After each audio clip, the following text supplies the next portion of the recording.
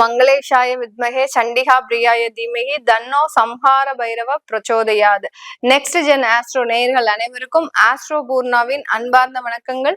இன்னைக்கு நாம பார்க்கக்கூடிய சிறப்பு தலைப்பு ஜூலை மாத பலன்கள். ஜூலை மாதத்துல கிரகங்களின் கோச்சார நிலவரங்களை முதல்ல பார்க்கலாம். ரிஷப ராசியில் சுக்கிரன் பகவான், அடுத்து மிதுன ராசியில் சூரியன் குரு, கடக ராசியில் புதன் பகவான், சிம்ம ராசியில் செவ்வாய் கேது, கும்ப ராசியில் ராகு பகவான், மீன ராசியில் அந்த சனி பகவான்.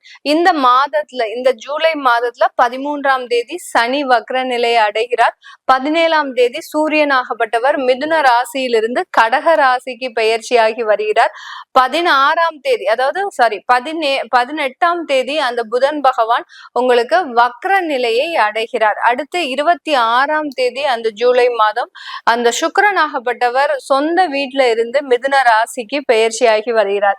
29ஆம் தேதி ஜூலை மாதம் செவ்வாயாகப்பட்டவர் அந்த சிம்ம ராசியிலிருந்து கன்னி ராசிக்கு பயிற்சியாகி வருகிறார். இந்த மாதத்துல கொஞ்சம் கிரகங்களினுடைய நகர்வுகள் அதிகமாக இருக்கு. அதனால நிறைய மாற்றங்கள் கிடைக்கக்கூடிய ஒரு மாதமாக தான் இருக்க போகுது. இந்த சேனலை முதன்முறையா பாக்குறீங்க அப்படின்னா சப்ஸ்கிரைப் பண்ணிக்கோங்க. பெல் பட்டன்ல ஆல் ஆப்ஷன் சூஸ் பண்ணீங்கன்னா உங்களுக்கு என்னுடைய அடுத்தடுத்த பதிவுகள் நோட்டிபிகேஷனா வரும். மகர ராசி அன்பர்களுக்கு ஜூலை மாதம் சனியினுடைய வக்ர நிலை கொஞ்சம் பாதிப்பை கொடுக்கும். என்ன மேடம், எங்களை நல்லாவே இருக்க விட மாட்டீங்களா? சனி வக்ரமாகுதுன்றீங்க, திரும்ப அங்க போறாருன்றீங்க, இங்க வராருன்றீங்க, அவருக்கு என்னதான் எங்க மேல கோபம் அப்படின்ற மாதிரியான ஒரு எண்ணங்கள் தோன்றும். ஏன்னா உங்களுடைய ராசி அதிபதி சனி. அந்த சனி வக்ர நிலை அடையும் போது உங்களுடைய எண்ணங்களும் மாறாக இருக்கக்கூடிய ஒரு நேரமாக இருக்கும். சாதாரணமா நீங்க யோசிக்கக்கூடிய ஒரு ஆள் இன்னைக்கு இந்த ஜூலை மாதத்துல பாத்தீங்கன்னா ஒரு முரண்பாடாக யோசிக்கக்கூடிய ஒரு டைமாக இருக்கும். ரொம்ப பொறுமையை கையாண்டு இருந்த இந்த மகர ராசி என்பர்கள் இந்த காலகட்டம் அந்த பொறுமையின் எல்லைக்கே போய் சில தேவையில்லாத பேச்சுக்கள் எல்லாம் பேசக்கூடிய ஒரு நேரமாக இருக்கும். ஏன்னா வக்ர நிலை அடையும் போது அங்க 2ஆம் இடத்துல ராகு பகவான் இருக்கிறார். அதனால பேச்சுக்கள்ல நிதானமே இருக்காது. பொறுமையின் எல்லைக்கே போய் நீங்க தேவையில்லாத பேச்சுகள் பேசுறதுனால அந்த இடத்துல ஏதாவது ஒரு வம்பு வழக்குகள், தேவையில்லாத சண்டை சச்சரவுகள் இதெல்லாமே வரக்கூடிய ஒரு மாதமாக தான் இருக்கும். அதனால ரொம்ப கேர்ஃபுல்லா இருக்கணும். மகர ராசி என்பர்கள் தான் இந்த ஜூலை மாதத்திலேயே ரொம்ப கேர்ஃபுல்லா இருக்கக்கூடிய ஒரு ராசி என்பர்கள். எதுவுமே செய்யாம இருக்கக்கூடிய வேலையை மட்டும் நீங்க போய் பார்த்துட்டு டெய்லி சாப்பிட வேண்டியது, வேலையை பார்க்க வேண்டியது, தொழிலை பார்க்க வேண்டியது, அமைதியா சில பிரார்த்தனைகளை பண்ண வேண்டியது, ரொம்ப மௌன விரதம் இருக்கிறது நல்லது. இந்த மௌன ராசி மகர ராசி என்பர்கள் இல்லாட்டி மௌன விரதம் இருக்கல அப்படின்னா ஏதாவது ஒரு பிரச்சனைய உங்களுடைய எண்ணங்களே போய் கூட்டிட்டு வந்துடும். அதனால ரொம்ப ஜாக்கிரதையாக இருங்க. அடுத்து உங்களுடைய 8ஆம் இடத்துல இருக்கக்கூடிய செவ்வாய் கேது. அதனால அம்மா கூட யாரெல்லாம் இருக்கிறீங்களோ அவங்களுக்கு எல்லாருக்குமே இந்த மாதம் ரொம்ப பிரச்சனையை தான் கொடுக்கும். அம்மாவும் சொன்ன பேச்சு கேட்க மாட்டாங்க, நீங்களும் அம்மாவினுடைய பேச்ச கேட்க மாட்டீங்க. 2 பேருக்குமே பாத்தீங்கன்னா டக் ஆஃப் வார் தான்.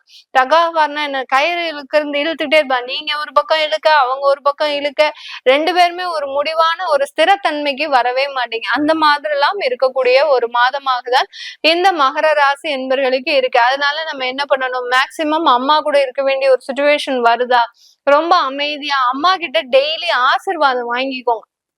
ஆசீர்வாதம் வாங்கிக்கிட்டீங்கன்னாலே போறோம். அவங்களும் ரொம்ப மன குளிர்ச்சியா இருப்பாங்க. நீங்களும் எதுவும் பேசாம அமைதியா இருக்கக்கூடிய ஒரு நேரமாக இருக்கும். தெய்வ பிரார்த்தனைன்றது அதிகமாக இருக்கக்கூடிய ஒரு நேரம்.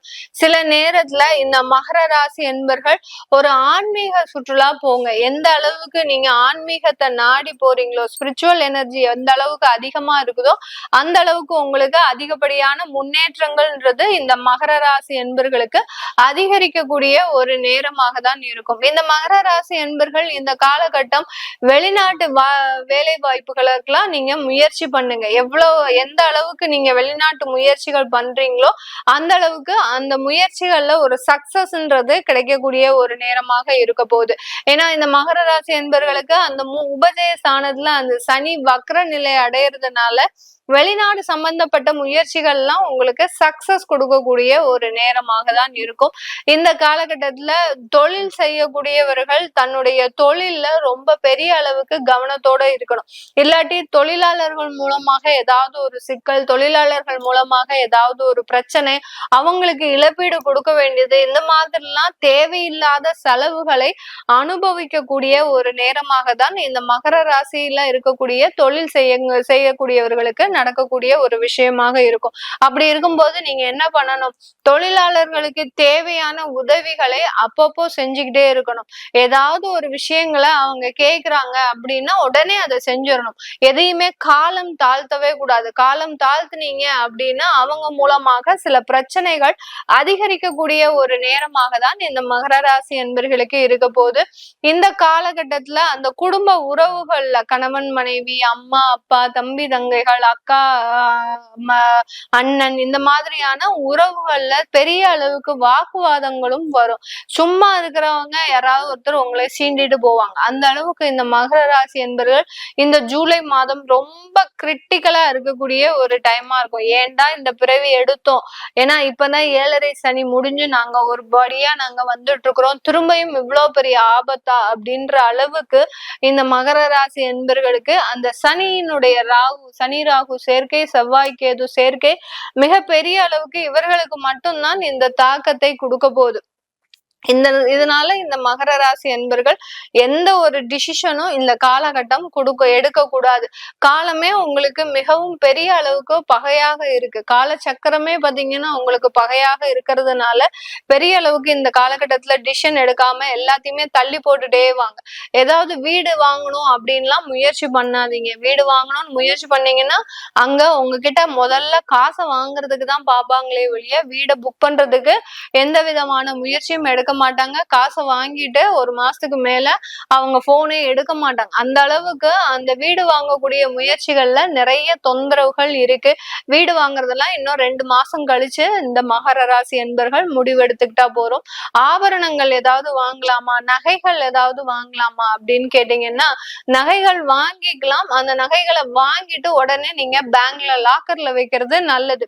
வீட்லயும் சேஃப் கிடையாது. அதனால லாக்கர்ல வச்சீங்க அப்படின்னா பெரிய அளவுக்கு உங்களுக்கு அந்த ஆபரணங்களுக்கு சேஃப்டின்றது கண்டிப்பா இருக்கும். அப்ப நாங்க இந்த மாசம் என்னதான் பண்ணணும் மேடம், எதுவுமே பண்ணக்கூடாது சொல்றீங்களே, அப்ப என்னதான் நாங்க பண்ணலாம் அப்படின்னு கேட்டீங்கன்னா இந்த காலகட்டத்துல இந்த மகர ராசி என்பர்கள் தெய்வ வழிபாடு மட்டும்தான் செய்யணுமே ஒழிய வேற எதுவுமே செய்யக்கூடாது. நீங்க செய்ய வேண்டிய தெய்வ வழிபாடு அப்படின்றது பாத்தீங்கன்னா காளிய பிரார்த்தனை பண்ணுங்க. இந்த மாதம் முழுக்க யார் யாருக்கெல்லாம் தெய்வ வழிபாடு பண்ணணும்னு நினைக்கிறீங்களோ காளிய அதிகப்படியா பிரார்த்தனை பண்ணுங்க. மேடம் வீட்டுல போட்டோ ஃப்ரேம் வச்சு பண்ணலாமா அப்படின்னா தாராளமா பண்ணலாம். உங்களுக்குன்னு ஒரு பூஜை ரூம் இருக்கு அப்படின்ற பட்சத்துல அந்த காளிய ஒரு போட்டோ ஃப்ரேம் எடுத்து வச்சுட்டு பண்ணுங்க.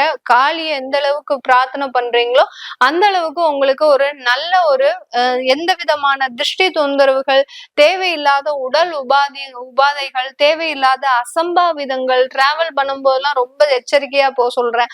அதனால அந்த மாதிரியான அசம்பாவிதங்கள்லாம் நடக்காம இருக்கிறதுக்கு அந்த காளி தேவிய வழிபாடு பண்ணும்போது நல்லா இருக்கும்.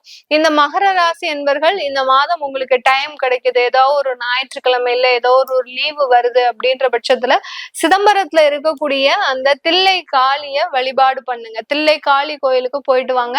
அந்த காளி கோயிலுக்கு போனீங்கன்னா அதிகப்படியான உங்களுக்கு பெரிய அளவுக்கு தொந்தரவுகள், வரக்கூடிய தொந்தரவுகள், தலைக்கு வர்றது தலைப்பாகையோட போகும் அப்படின்ற அளவுக்கு அந்த தொந்தரவுகள் உங்களுக்கு காணாமல் போகக்கூடிய ஒரு மாதமாக தான் இருக்கும். இது எல்லாமே நம்ம மகர ராசி என்பர்களுக்கு கோச்சார நிலவரப்படி பலன்களை கணிச்சு சொல்லியிருக்கிறோம். உங்களுடைய தசாபுத்தி பலன்களை பார்க்கணும், சுயஜாதக பலன்களை பார்க்கணும் விருப்பப்படுறவங்க கீழே இருக்கிற நம்பருக்கு வாட்ஸ்அப்ல அப்பாயின்மெண்ட் வாங்கிக்கிட்டு நீங்க என்கிட்ட கன்சல்ட் பண்ணிக்கலாம். உங்களிடமிருந்து விடைபெறுவது உங்கள் ஆஸ்ட்ரோ பூர்ணா. நன்றி, வணக்கம்.